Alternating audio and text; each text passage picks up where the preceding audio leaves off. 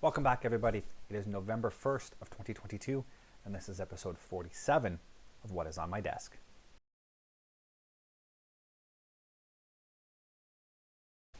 So here we are, everybody, back for another one. Couple of things to show you over here. I got a new model I'm going to introduce, something that's been on my my want list for a while, but never really high enough to go and buy online. I'll explain it when I show it to you. But it came across it. I ended up buying it. It worked out well. Something I definitely want to build. And we'll get an update for all of the kits. I have looped in the fifth one, so you will see all 5 109s with some progress on them and kind of where we're going with those. And then at the very end, we'll do a quick channel update on where I'd like to go in the next little while and what to expect coming out on this channel. So that's where we are. And before we get swung over and take a look at everything, as always, my name is Sean, and this is Sean's Aviation.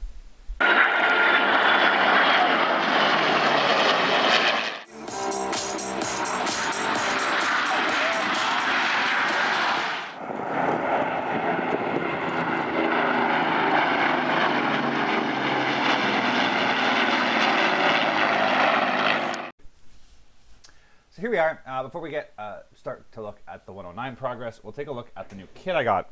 And it's one I've always liked the scheme of. I've always wanted to do this model, but practically it would have been very difficult to do just because of the nature of the scheme and everything else, and lack of decals and rarity and yada yada yada. Excuse me. And then I guess about a year ago, I found out that it was actually released in kit form. And it was one of those things that was in the back of my mind for a while. And just to tell you the whole backstory, in case you're interested, you know, I got some gift cards for the hobby shop a few years ago, about a year ago actually, for my birthday.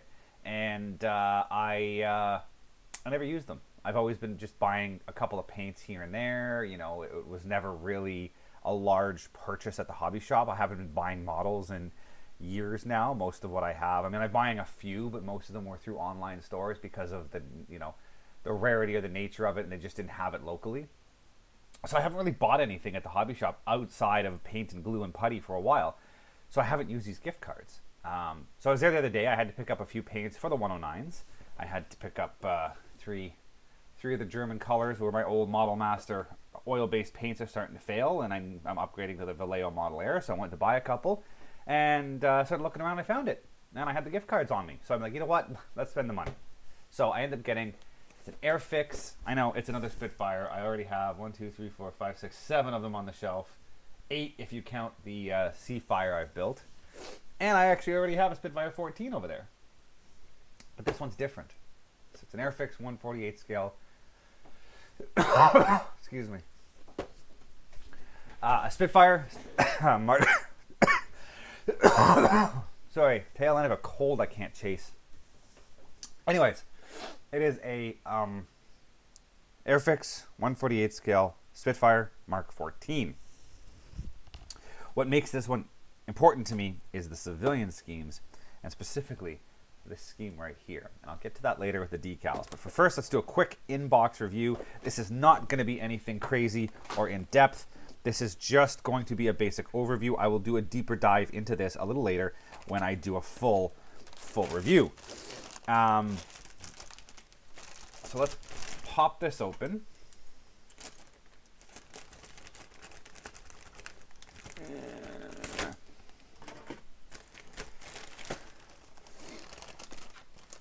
I'll take a quick look at the sprues, and then we will move on. Am I going to put everything back in the bag? No, I'm not going to put stuff back in the bag. So this is sort of typical of the newer Airfix releases. The plastic is this light gray. It's got a little bit of like a flat finish to it, but the detail is just beautiful. So the main fuselage halves here, nicely engraved panel lines. If you had to comment on them, if you really wanted to pick it apart, they might be just a hair on the thick side for scale accuracy. Same with these Zeus fasteners on the forward fuselage, just a little large, you know, for scale accuracy. But I think they're just the right size for a weathering kit. If you're going to take the kit and you're going to weather it and you're going to want to make the details pop, I think this is the perfect size for that. Slightly large for scale, but enough that a good weathering job and a good paint job and everything will pop and it will look good. If you make it to scale, the model just looks flat. So that's what that is. So you got the two fuselage halves. Again, lots of good detail. You can see there's some options here. You've got some missing panels. Instrument panel, not a lot of detail on that. I'm pretty sure there's a decal included, which makes it a little bit better, but not a lot of detail on that. If you chose to go just a simple paint and dry brush, you wouldn't get too much detail on it. The forward fuselage here, not too sure why that was engineered as a separate piece. I'll have to look at the instructions. But then you've got your radiators, you've got your covers here for the upper cowls for the engine, the Griffin engine, rocker head cover, bumps, your 5-bladed prop. You've also got your fuel tank, your underwing belly fuel tank. I think these are just two halves of the same tank. Again, I'll have to look at the instructions and figure it out. Your forward cockpit bulkhead, and then a bunch of your internal structure and whatnot for the kits, for the seats, I should say, for the cockpit. You also got this little thing here on the bottom of the fuselage where the wing connects. I believe this is how the landing gear connects. Again, I haven't gone through the instructions yet, so I'm just guessing based off what I know. I'll jump to the other one with the wings. So this has the lower wing structure, and again, lots of beautiful detail on there. Let me just get in here a little bit so you can see that. Lots and lots of really good detail on the bottom here. The panel lines, the rivet detail, a lot of it. Like I said, a little overscale, but it's enough that a good weathering job will just make that pop. That being said, for what I'm painting it as, it's not going to be weathered. So we'll have to see how this turns out as an unweathered kit. But, you know, it is what it is. You've also got your landing gear, and you can also see, like I said, there's a little extra bump sticking out on the landing gear, and I'm pretty sure that's what fits into that hole on the fuselage and allows a nice positive landing gear join, but we'll confirm that a little later. Ailerons, elevators, wheel well bits. Not even sure what that is. It looks like maybe part of the seat, but it's a weird shape. Prop spinner, the carb intake front of the fuselage. You've also got your inside of your cockpit, where the two halves fit together and make a tub that fit into the fuselage. So the inside of the fuselage, which I really didn't show you, there's no detail on the inside of the fuselage. All the detail comes from these parts, which gets assembled and then installed. And then you've got your horizontal stabs, your gear doors, one set for the gear being built down and one set for the gear being built up. So it's got a little tab on the bottom so it fits in nice and tight. And then the down version has all the internal structure detail you need to see. So that's a nice addition. It also, this one here has the pin. So if you put the wheels up, there's a pin for the wheel to glue onto. Then that door fits in and holds the wheel, and the leg doesn't go in. And that's always an issue you have when you try to do a wheels up kit. For example, just to show you what the, I'll show you later with the 109. If you hold on a little later, when you see the updates on the 109, you'll see the issue I'm talking about when I show you the fuselage, the wings, I should say, with the wheels. Why this is a really, really good idea for manufacturers to start including. Slightly a little bit of extra engineering, a little bit of extra plastic, but at the end of the day, it makes for a much easier build for the builder. Downside, massive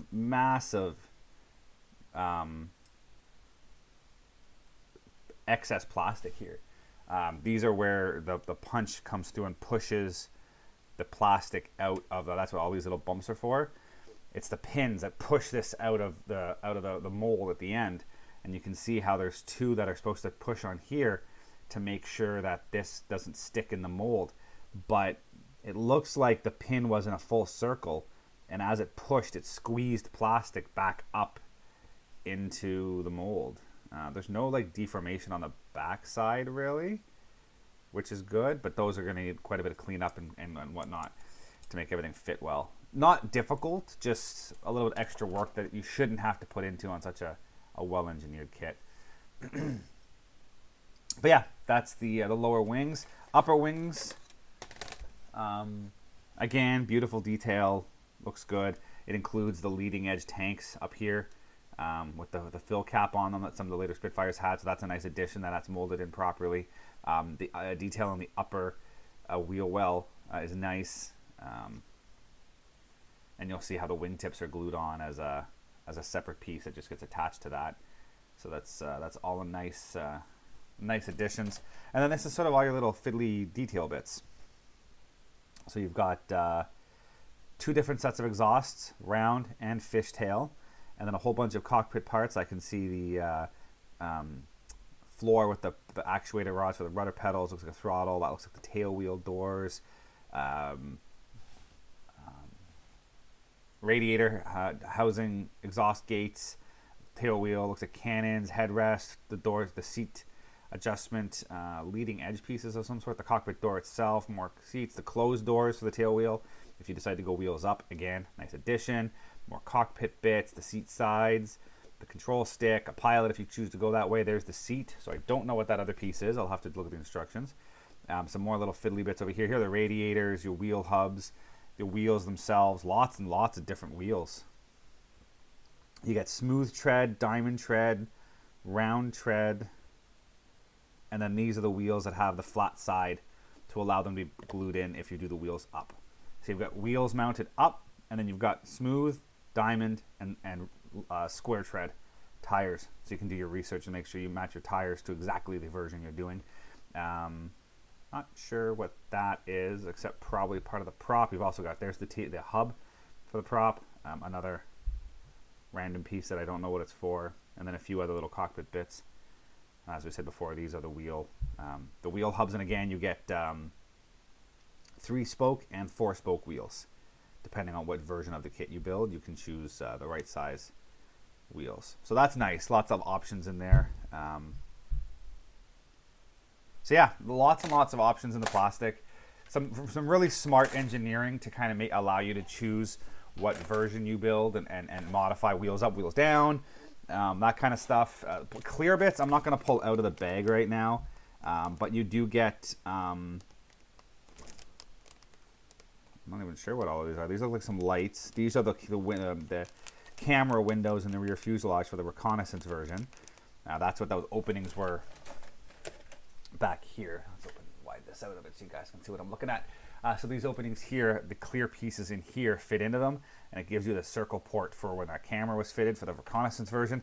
I'm assuming, I didn't see any ports in here, so I'm assuming those are the ones you use and just paint over for standard forward cockpit. And you get 2 separate canopies, and I'm not entirely sure why there's 2. It'd be interesting to see in the instructions what the difference is between them. And you also get wingtips for a clipped wing version, so that the lights at the front are clear. So that's a nice little addition as well. So leave that in the bag so they don't get destroyed. I'll take a quick look at the instructions. They come in a nice, it's a folded packet, but it opens up to sort of a standard, 8.5 by 11, standard sheet page size. So that's always nice. So standard sort of preamble for most kits, and then it also includes this sort of, again, a modern Airfix take on instructions, where you sort of see the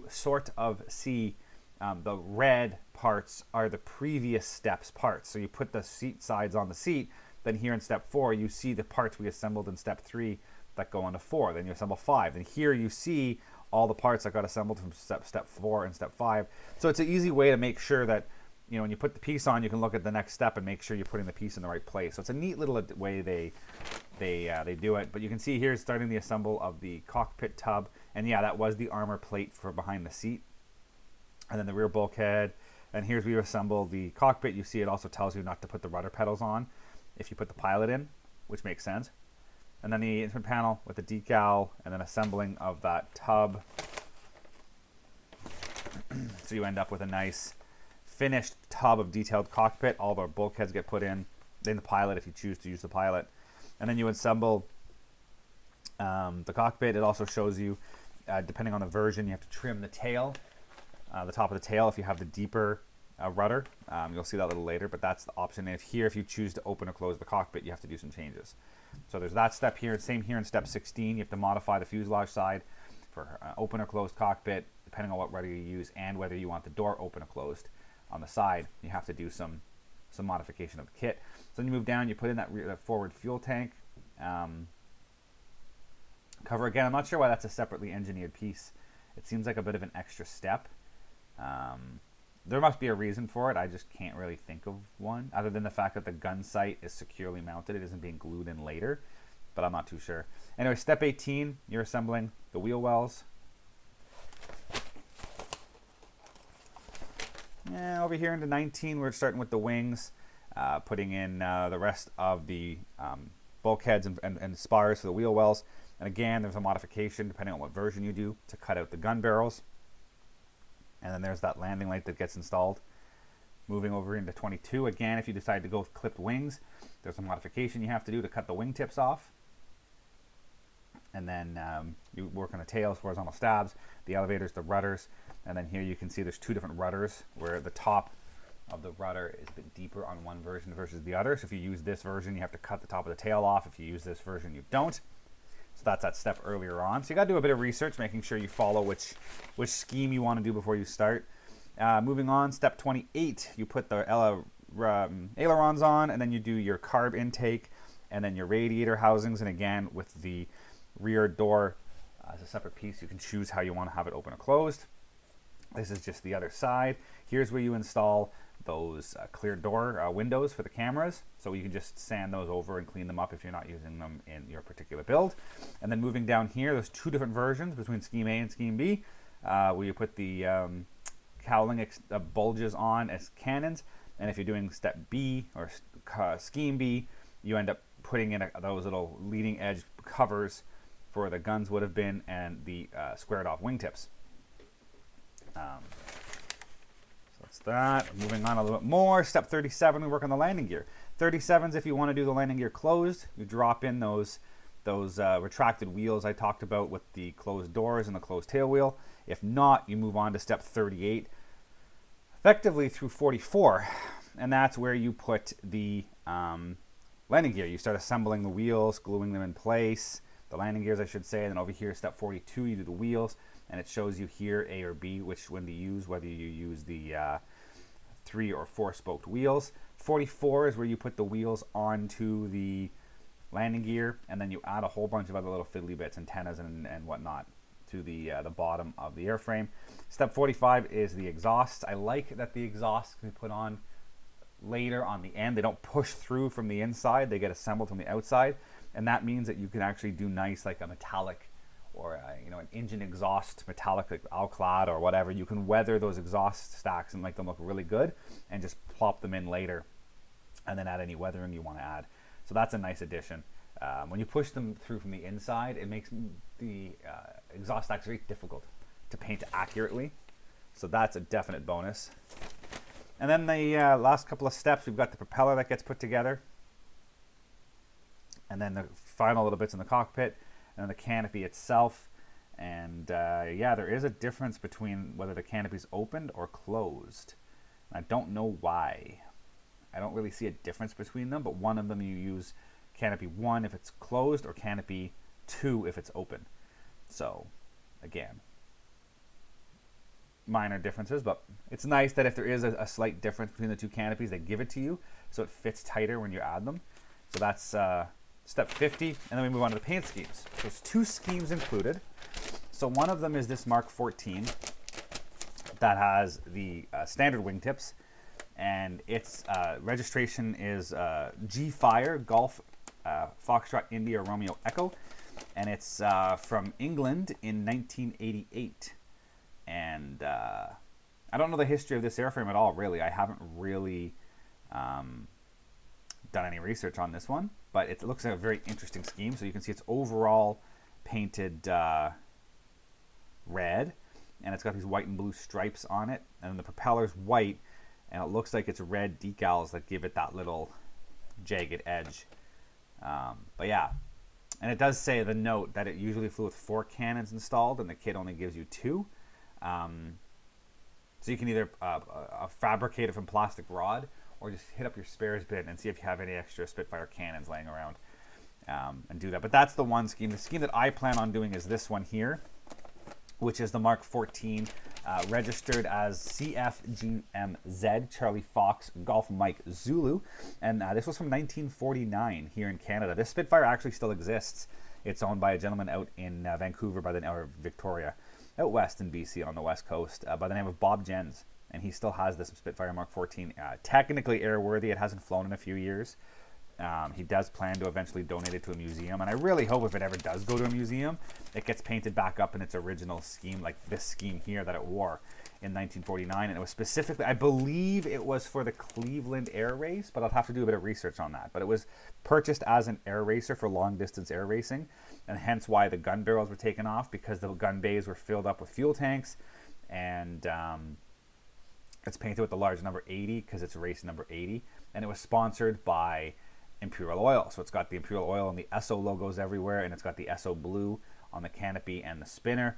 And as somebody who works in the aviation industry and at one point worked for, not for Imperial Oil proper, but worked at an Esso Avitat aviation place, an FBO, this has a lot of meaning to me that this was sponsored, by the same company that I used to work for. So it's going to be cool when I get it, when I do this one. I don't know how long it's going to be until I build it, but this is all basically polished aluminum, and then you can go through and paint up the elevators and the rudder, the fabric sections done in a silver dope, just to make it a bit of a difference. And I'm going to do a little bit of a, variation. So I'll do some spots with like aluminum, or airframe aluminum or white aluminum or whatever, and I can start to mix and match, like the gun doors and the ailerons and a few panels here and there can all be painted up in like a different color, a different shade of aluminum, and really give it a bit of a different look. So I'm really looking forward to being able to play that a little bit and mix and match things. And there is a silver Spitfire out there, so I'm able to kind of take reference from that and see if there is a slightly different shade, where to use it and all that kind of fun stuff. So I can really play with this scheme. And then when you add on the blue canopy and the blue spinner, and I think it's going to be a really interesting scheme. So I'm very excited. So that's that. Quick look at the decals. There's not much to it because of the nature of the airframe. Excuse me. You've got the instrument panel up here, and then the upper half is the Canadian version with the Imperial Oil logos and the lightning bolts and all that kind of stuff. And the bottom one is the British one with the red, white and blue stripes, their civil registration, and then these are the spinner decal to give it the scallops on the spinner. So very, very cool. I'm very excited to finally have this one added into my collection. And as I said, no timeline on this yet. I'd like to get it done sooner rather than later and take it into work. Excuse me, put it on display at work, but we'll get to it when we get to it. So that is it for the kits for this time. So let's move on, and we will take a look at the status of the 109s. Okay, so here we are taking a quick update look at the models. So been some progress.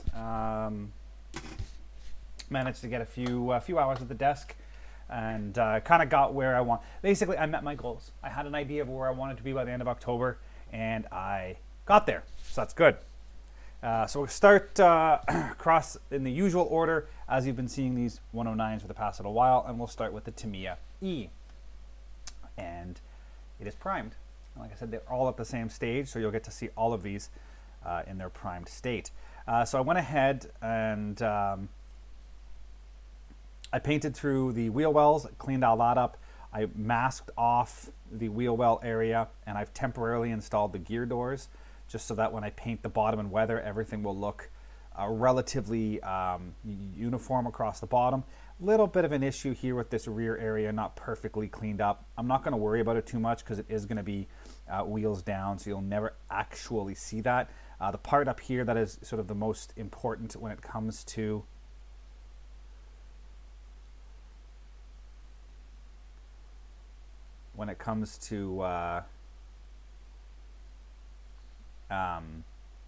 the cleanup, the seam is gone across here. It's not too bad. I might do just a little bit with white glue to fill in around this canopy, and then I'll be ready for the final paint. But everything looks good. There's no crazy seams. There's nothing too bad that I need to worry about. So just a little bit of cleanup around that cockpit, and we will continue to move on. So basically, next step for this is more or less getting everything else ready. The flaps are already masked because they will be mounted in the down position, and I wanted that area inside the flap painted the proper color gray, and you'll see the main canopy's got that interior color gray, so it's basically ready for final paint. So the next step on this is just me prepping things like the slats, all the little bits and pieces that still need to be done prop, all that kind of stuff, and then start getting ready to do the final color of paint on this. It's going to be weathered, but I'm not going to pre-shade. German paint had a tendency to not stick very well. You didn't usually see heavily paint weathered German aircraft as far as I can tell. Late war, you started to see the paint peel off, and you had a lot of underlying silver, or they just went out in primer. So the paint tended to stick quite well, but they never really got used enough to see any type of significant fading. So my plan is to do it, especially in the desert. It's probably going to be relatively fresh paint. So it's not going to be factory finish, like factory clean, but it's going to be cleaner than usual with just a little bit of post-weathering after the fact. So that more or less is ready for paint. And then moving on to the Edward G, again, we're pretty much ready for paint. I have, it's all assembled. I did the same as the Tamiya E. The gear doors are just temporarily mounted in place. The wells have been masked off so that the interior gray color stays the same. The cockpit has been masked off. The main canopy has that interior gray color painted, and this is pretty much ready for final paint. The flaps I have all in the bag, so they've just got to be taken out and masked and get ready to paint final color. I forgot to put the elevators on, but they shouldn't be too hard, so it's got to get the elevators mounted. I got to get the slats cleaned up, ready for paint. The vast majority, again, of the seams are clean enough that I am happy. The bottom actually turned out really well. The seams on this were in a very, they're very intelligent the way the kit was built, so the seams are in a place where it's easy to clean up and not as noticeable. So other than just going through the instructions, making sure any little bits and bobs that I need painted, I can have out and ready to paint when I do the final paint, and it's ready to go. And because I can never remember which aircraft I chose to build, I believe I was doing this one with the white overspray. So I have a few little splotches I have to do, and then I'm going to go through and do the white with the white temper paint. So I'm going to paint it more or less the same as I always do. Go ahead and paint everything, splotch it, yellow, the whole 9 yards, and then add the white overpaint over with the same white temper paint that I use on everything else, and then I can weather that paint off and make it look like that white paint has faded in the weathering. So that's the plan for this. Again, a couple of small little bits, and this is ready to go with final paint. Looking at the Hobbycraft Bouchon, again, we're at the same stage. So this one's a little bit different. The gear doors are mounted in the landing, and the wheels are actually in there. So same thing, I masked off the wheels and the wheel wells, but these gear doors are permanently mounted. They're not the best fit, but I'm going to live with it because it's going to be mounted on a stand, and you're not going to really be able to see underneath. And if you do, it's not going to look horribly out of place, as gear doors don't always fit perfectly square. There's usually some gaps and stuff. So I'm happy with that state the way it is. It's just, again, a little bit of some white glue just to fill in some of these seams back here and just make it look a little bit nicer. And then it's ready for paint. And there's a little bit of work I got to do here on these guns. I noticed that after I put the primer on. Just a tiny amount of putty I got to put in these seams and clean up those seams a little bit. I might even just do that with white glue. It's really hard to get in there with a sanding stick or anything like that, but a little bit of white glue on a paintbrush. Just sand the lips off, make them nice and smooth, and then just touch it with a little bit of white glue and clean that off, and it should hold final paint without much problem. I got a little bit of work to do here in these leading edges in here, but it's not going to be much. That's literally just going to be hit it with the sanding stick, leave it, and I'm not going to prime again. I'm just going to paint over it. You can also see here I need a little bit of white glue in there. So some little tiny cleanup, but overall it's done. This is going to be in the Spanish scheme, so it's going to be aluminum on top and like an azure blue on the bottom. And then I'll have all the rockets and stuff mounted on the bottom as well, which I'll do after the fact. So that's going to be in the Spanish scheme. And again, I have the base. I got to clean it up and seal it, but it's going to be mounted something kind of like that on the base. And but again, little tiny bit of work on that, and then it's ready to go for paint. And then the final of the new builds I'm working on is the Hobbycraft Via, and it again is at the same point. A few little seams. I got a bit of sanding to do. My airbrush went a little wonky on me and spit some paint out, so I got to clean up in here a little bit. There's a tiny little seam here I got to clean up, And again, a couple of spots along here. I'm going to clean up with some white glue just to fill the crack, and a little tiny seam across the back. But other than that, it's not too shabby. So I'm going to go just, again, a small amount of cleanup. Same as the Hobbycraft, the Bouchon. Gear doors are glued in place. I'm not going to worry too much about the seams because this will also be mounted on a base. So I got a little bit of seam cleanup around the cockpit and on the nose here, and then this is going to be good to go. This is going to be in the Israeli scheme. It's going to be an overall RLM 04, so basically the color that the E's cockpit was is the color that this is going to be overall, and then all the Israeli markings will go on, and it should look good. And I believe, if memory serves, this one will also have, yeah, the red and white stripes on the tail with a red spinner. So this is what I'm going with here. So that's going to look really good when it's done. So I have to get that finished. Again, very, very, very close to having final paint done on it. I just have to drill the mounting hole for this once I get the base cleaned up and ready to go. Now, the fifth 109, which you guys really haven't seen much of already, I've started to work on. And the idea was, once I got these four to the level of primer, which they're at, and almost ready for final paint, is when I was going to start working on that early one. And so I've started it, and I brought it out, and I've worked on it. Now, I mentioned this at the very beginning of the process, and I'll just reiterate and remind everybody, for those who have lost track of what the plan is. This is an E. It is actually the same kit as this E, but I built this one probably close to 20 years ago. And it was an okay build when I did it. It had its issues. The gloss coat I used on this went all orange peely on me, so it ended up holding some really weird surface, and the weathering didn't turn out. And it was good, you know, for an early build and a testing of kind of the techniques. It turned out okay, but as time went on, it ended up just not holding up to where the rest of my kits were, and it looked kind of out of place on the shelf. So I ended up disassembling it, putting it away, and I had come up with a plan. I wasn't sure what I was going to do with it. Initially, I was going to use this as my conversion of the Messer Spit, where the Spitfire with the Daimler Bandits engine, and that was my initial plan. And then I realized that they didn't use a 109 cowling, they used an ME110 cowling, and I ended up getting an aftermarket kit to do that. So then this, I ended up not knowing what to do, and it sat for a while, and then I had this idea of doing a what-if naval fighter.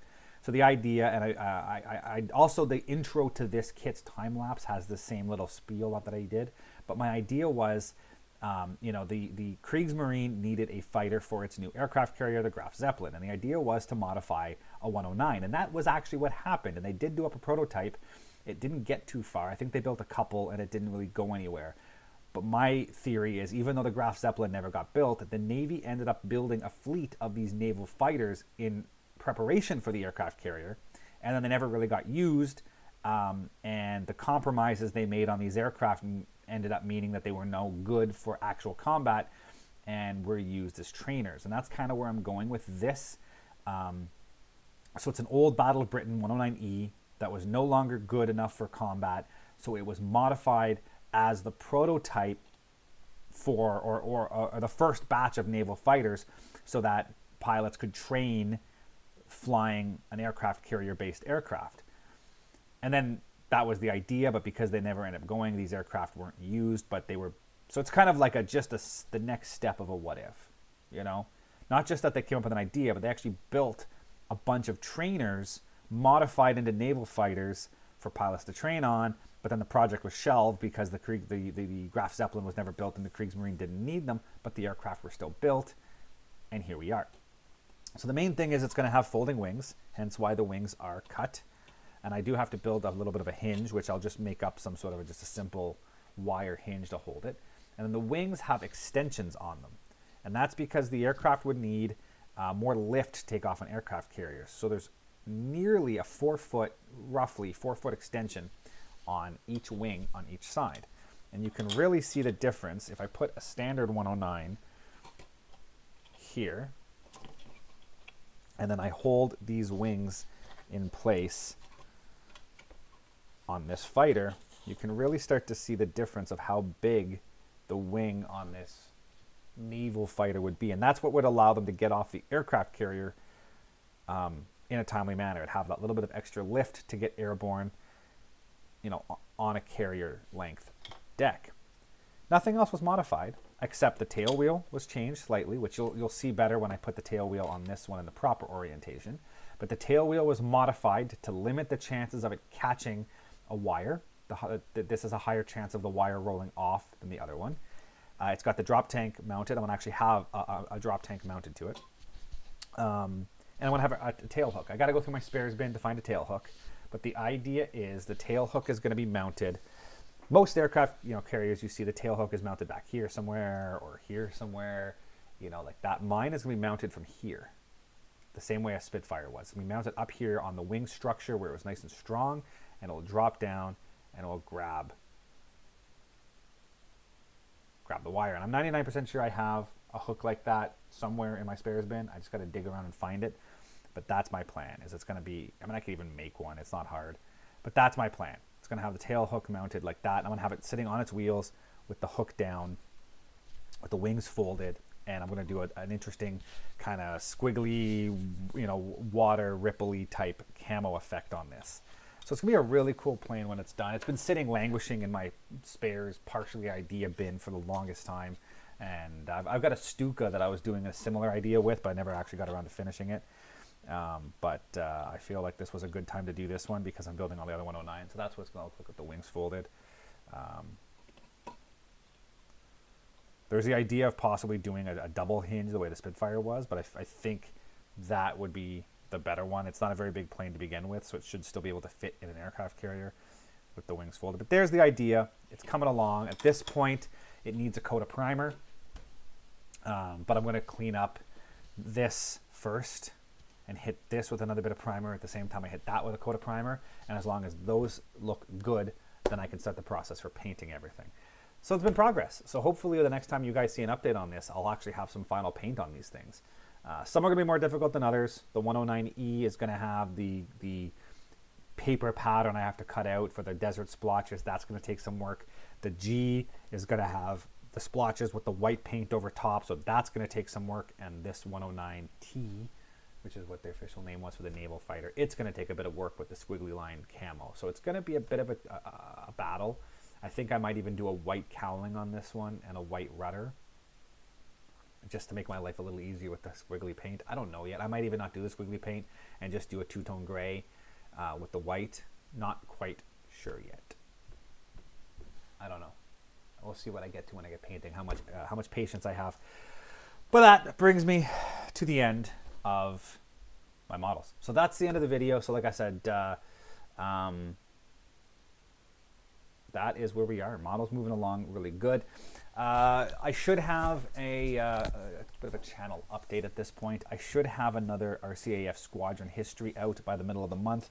I'm working on it now. I have the script done. I just have to do the recording and then put it all together. And it doesn't take me too long to do that once I actually sit down and do it. So I should have it out. I believe I'm at 414 Squadron, the Black Knight Squadron. So I should have that one done by the middle of the month. And I'm going to do some more. I'll probably end up throwing out a couple of built model updates to fill in the gaps for this month until I can get some more the time lapses and the new model intros and stuff done for the next round of model building. So we'll see where we end up with that. I do have a video. I'm hoping to have it out either later today on the 1st or at minimum in a couple of days. It's a cool update. I hinted on Facebook about it. I bought something. I bought a thing. And I'm going to update everybody here on the channel with what I did and what my long-term project is. And it's currently sitting behind me in the house. So I'm excited I'm going to record that video as soon as I'm done this video and try to get it out by the next couple of days so that I can actually talk about it. But yeah, so that's where we are. So we are going to, there are going to be some more things happening on the channel, and I know it's been the past little while. Not as much has come out as I said would. C'est la vie. It's the life of a busy airport employee with a family and kids. So there's more to my life than just this channel, unfortunately. But I'm hoping to get some more stuff done in the next little while. So on that note, I'm going to wrap it up. So thank everybody for watching, and stay tuned for some more and exciting content on this channel. And we'll see you all next time. Thank you for watching, guys, and as always, if you are interested in any of the content you see, you can access my website at www.seans-aviation.com. You can see all the latest pictures of aircraft and museums and the build logs of all of my current models and past models on that site. And if you're interested in any of this content, please click the subscribe button here on YouTube to follow more. Thank you very much, and see you guys next time.